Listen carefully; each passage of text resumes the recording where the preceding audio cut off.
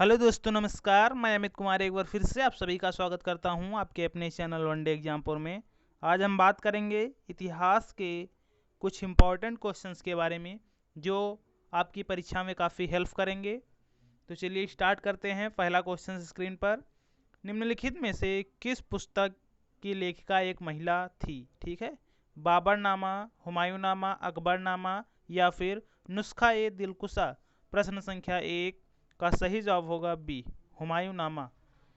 यह पुस्तक लिखी थी गुलवदन बानो बेगम ने। ठीक है, गुलवदन बानो बेगम जी ने इस पुस्तक को लिखा था और ये बाबर की बेटी थी। अगला क्वेश्चन, काटानामा मारू जहाज किस वर्ष से संबंधित है? 1900 ने, 1911, 1912 या फिर 1914। प्रश्न संख्या 2 का सही जवाब होगा डी, 1914 से संबंधित है। अगला क्वेश्चन, सुल्तानगढ़ी का मकबरा किस शासक के पुत्र से संबंधित है? बलबन, नसरुद्दीन महमूद, कुतुबुद्दीन ऐबक या फिर इनमें से कोई नहीं। प्रश्न संख्या 3 का सही जवाब होगा डी, इनमें से कोई नहीं। इसमें नसरुद्दीन जो महमूद है, इसी के मकबरे को कहा जाता है सुल्तानगढ़ी का मकबरा। ठीक है, सुल्तानगढ़ी का मकबरा इसी के मकबरे को कहा जाता है। और यह नसरुद्दीन महमूद जो था यह, ठीक है, तो यह इल्तुतमिश का पुत्र था। इल्तुतमिश, ठीक है, इल्तुतमिश का पुत्र था। और अगर यहाँ पर नसरुद्दीन महमूद की जगह पर इल्तुतमिश आता तो यही सही आंसर माना जाता है। ठीक है, अगर इल्तुतमिश आ जाता, क्योंकि पूछ रहा ना शासक के पुत्र से संबंधित है। अगला क्वेश्चन, जहांगीर का प्रमुख शिक्षक कौन था? शेख मुबारक का पुत्र, बैरम खां का पुत्र, अबुल फजल का पुत्र या फिर अमीर खुसरो का पुत्र। प्रश्न संख्या 4 का सही जवाब होगा बी, बैरम खां का पुत्र जहांगीर का प्रमुख शिक्षक था। ठीक है, अगला क्वेश्चन, जो फिरोज शाह तुगलक द्वारा स्थापित नहीं किया गया था वह बताइए। ठीक है, तो दीवान खैरात, दीवान बंदगान, दीवान इश्तियाक या फिर दीवान मुस्तखराज। प्रश्न संख्या 5 का सही जवाब होगा डी, ठीक है, दीवान मुस्तखराज। यह फिरोज शाह तुगलक द्वारा स्थापित नहीं किया गया था। अगला क्वेश्चन, जॉन वेल्डन हॉल किस शासक के समय में आया था? जहांगीर के, अकबर के, शाहजहां के या फिर औरंगजेब के।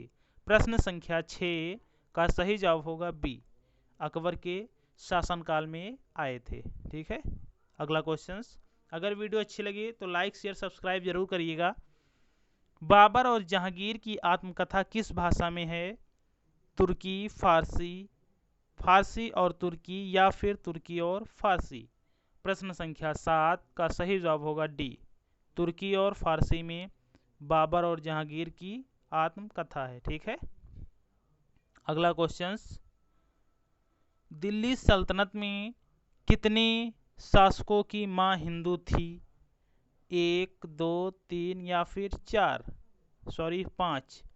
प्रश्न संख्या 8 का सही जवाब होगा सी, 3 शासक थे जिनकी मां हिंदू थी। ठीक है, अगला क्वेश्चन, अथर्ववेद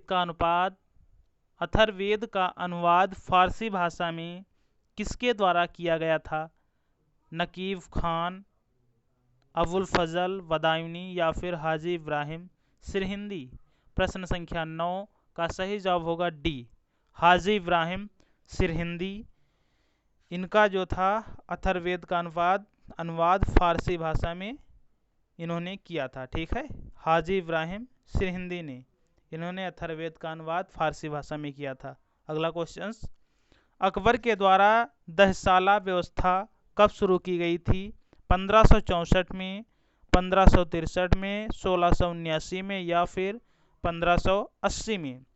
प्रश्न संख्या 10 का सही जवाब होगा डी, 1580 में अकबर के द्वारा दहशाला व्यवस्था की शुरू की गई थी।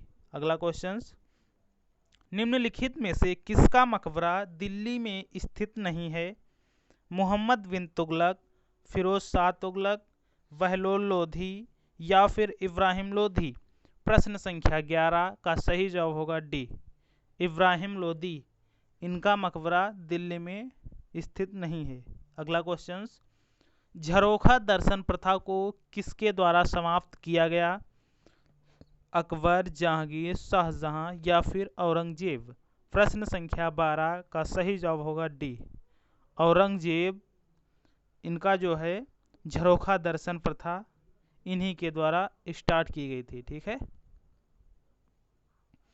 पूर्णतया संगमरमर से निर्मित दूसरा मकबरा किसका है? ठीक है।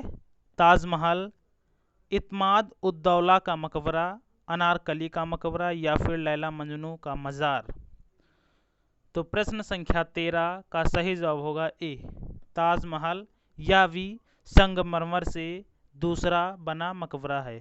अगला क्वेश्चन, किस विद्वान ने ज्यामिति और बीजगणित में प्रगति की लेकिन कविता लिखने के लिए प्रसिद्ध हो गए? ठीक है। उमर ख़याम, अल नफीस इब्न सिना या फिर हल अहमद? प्रश्न संख्या 14 का सही जवाब होगा ए, उमर ख़याम। ये ज्यामिति और बीजगणित में प्रगति इन्होंने की लेकिन कविता के लिए प्रसिद्ध हुए थे। ठीक है। अगला क्वेश्चन, निम्नलिखित में से शाहजहां के द्वारा क्या नहीं बनवाया गया था?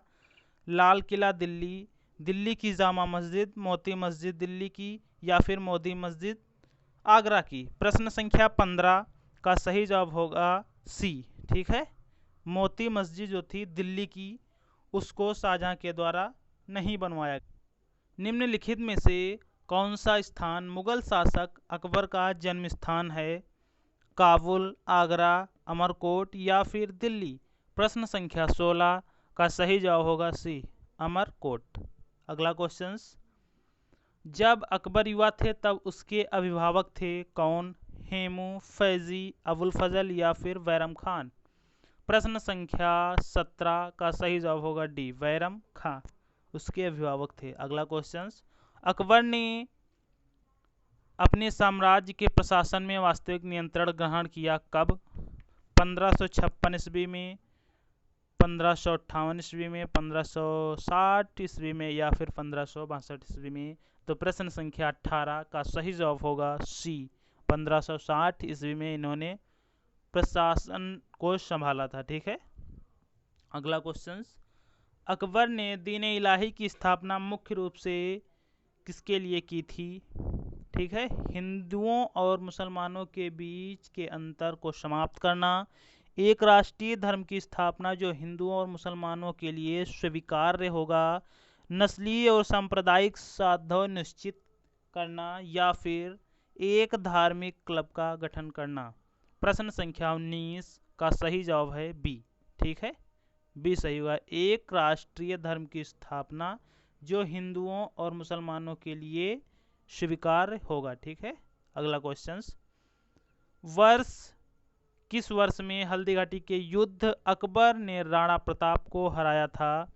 1583 में, 1576 या फिर 1564, 1579? प्रश्न संख्या 20 का सही जवाब होगा बी, 1576 में अकबर ने महाराणा प्रताप को हराया था। आज के क्वेश्चन से यहीं तक। वीडियो कैसी लगी? अगर वीडियो अच्छी लगी तो लाइक ज़रूर करिएगा। अगर हमारे चैनल को पहली बार विजिट कर रहे हैं तो सब्सक्राइब करना बिल्कुल मत भूलना। ठीक है। मिलते हैं अगली क्लास में, तब तक के लिए नमस्कार, धन्यवाद।